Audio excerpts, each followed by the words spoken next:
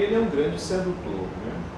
Todo filósofo é um sedutor incubado, né? Quer dizer, ele está querendo conhecer e também ele está querendo ser o centro de um interesse, ele quer ser buscado como válido e valioso, ele faz esse esforço brutal.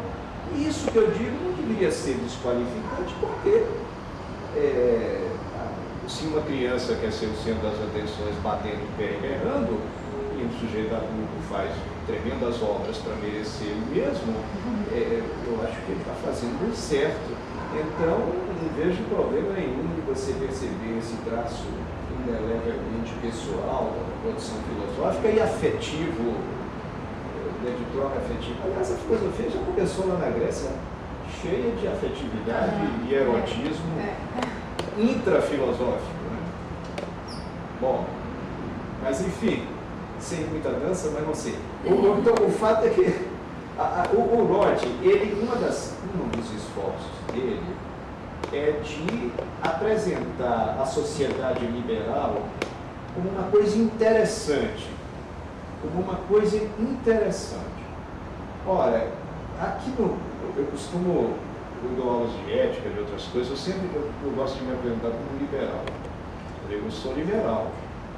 E vocês também, vocês querem escolher a profissão de vocês, querem escolher com quem vai casar, não quer que o Estado diga que livro você vai ler, então, provavelmente você é um liberal. Você quer ter direito de começar uma banda de rock, se você quiser, ou um núcleo de produção de Microsoft ali na esquina. Você quer pintar a sua casa, quer se mudar de estado, quer poder sair do país.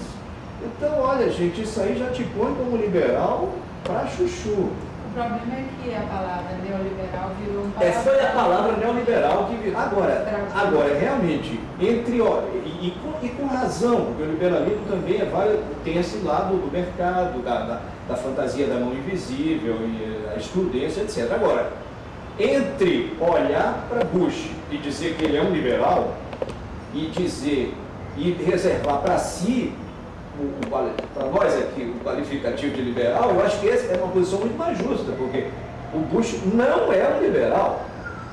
Ele não é um liberal, quer dizer, é um elogio imerecido você chamar o cara de liberal. Até neoliberal eu tenho minhas dúvidas, porque eu acho ele um sujeito envolvido ali num certo fundamentalismo cristão, num certo patriotismo cego, num cosmopolita, uma coisa que normalmente contraria o espírito que você pode imaginar num Locke ou num Stuart Mill, pelo amor de Deus, minha gente.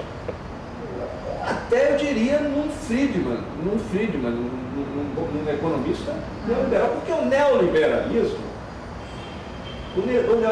permite ainda assim você dizer algumas coisas. O neoliberalismo é, de certa forma, universalista, igualitarista, não é tão chauvinista. Um liberal, por exemplo, eu gosto de citar isso, um liberal como era o nome do cara? Goldwater. Você se lembra do Goldwater? O Goldwater era mais direitista do que o Reagan, que depois quis ficar um pouco modernizado, o Ronald Reagan. O Goldwater, quando se discutiu a questão dos gays no exército, você sabe que o contrário de gay em inglês é straight, né? Straight é certo, gay homossexual.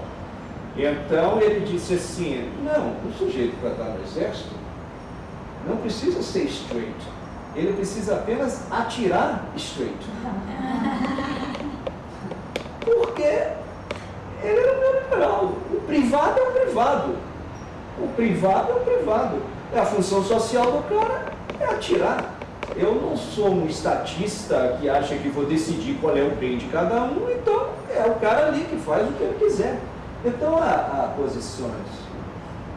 posições liberais mesmo, radicais, elas ainda podem ser suportes de posições de alguma tolerância. Eu não digo isso para que nós escolhamos o neoliberalismo como aquilo que vamos abrigar nossas esperanças, antes pelo contrário.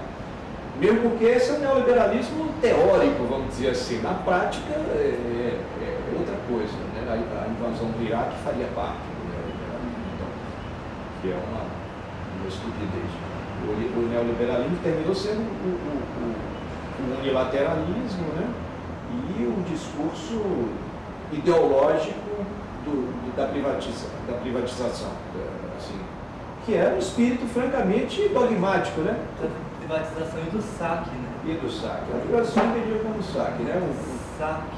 Agora, aí você me perguntou um pouco Nessa sociedade liberal. então para o Lodge. Então, o Lodge faz uma coisa que eu faço também, faria e pretendo fazer mais, e que o John Dewey faz. Quer dizer, o que é mesmo democracia? Bom, a primeira coisa é que democracia seria a vontade da maioria. Do lado da esquerda, principalmente, nós queremos que seja mesmo isso e que de preferência atropele a vontade da minoria logo. Ou seja, democracia se contrário de pluralismo.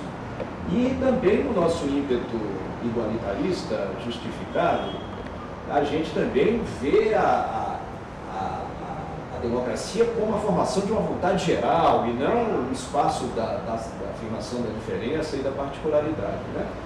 Mas do John Stuart Mill para cá, já e do Dewey também, a democracia liberal passa a ser entendida como aquela possibilidade alargada de expressão individual, de potenciação individual e de criação de interesse público, de sentido público, não romântico, radical, de que necessariamente seria Baudelaire e Rimbaud e etc., e Absinto e essas coisas que eu também acho extremamente interessantes, e o Marquês de Sade, etc., que são coisas muito divertidas, mas é evidente que, no caso, você pode pensar a democracia com possibilidade de experimentação, possibilidade de criação, espaço de Essa experimentação. ideia de autocriação, que é a ideia de morte, ela está lá presente em John Stuart Mill. Exatamente. Se você lê o John Stuart Mill já faz um esforço em combinar o iluminismo liberal com o romantismo, não é verdade? E pouca gente sabe disso. Eu acabei de ler a autobiografia dele, é impressionante. Aí já conta contra a gente, né? Já mostra que a gente merece esses neoliberais assim, porque a gente do lado de cá não foi nem pegar nessa tradição que ela tem de interessante. A gente tem a ideia mais simplista, preconceituosa, reducionista do que é essa tradição. E a esquerda aqui entre nós, né, como padece desse déficit e como a experiência histórica reflete isso. Como a experiência histórica reflete isso. Então a sociedade liberal de Lodge é uma sociedade onde ele procura resgatar para a ressonância desse termo liberal essa ideia de criação, autodiferenciação, espaço. Do romantismo. Do romantismo, que seria basicamente uma ideia até estetizante, o liberalismo reconciliado, porque a razão, que é por sinal uma delas uma coisa, ela vê o comum, porque precisa do conceito, do geral. E a estética é aquela coisa mais indefinida, do particular. O geral dela é a potenciação dela, para além do limite da finitude, é a potenciação particularizante, estética, e não achatante, etc. O Lodge coloca a gente nessa... Daí critica então essa necessidade dele falar de uma liberdade negativa?